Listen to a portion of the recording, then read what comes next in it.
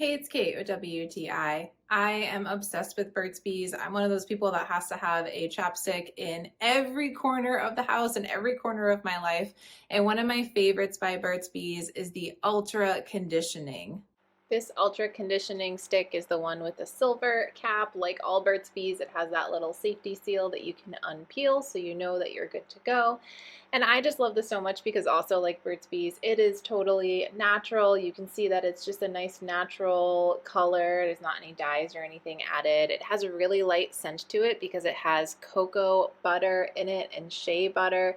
And you can feel that. Like, I love all Burt's Bees. I love traditional Burt's Bees, but this one definitely feels a lot smoother. It goes on smoother. It's kind of like the consistency of butter, I would say. So you really feel that shea, cocoa, and kokum butter in it.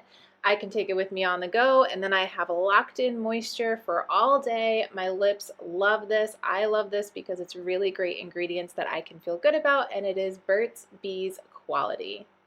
I highly recommend checking this out if you love Burt's Bees and you feel like your lips need a little extra help staying moisturized. I love this so much, and I think that it's really gentle and really wonderful for everyday use, but that's just my point of view.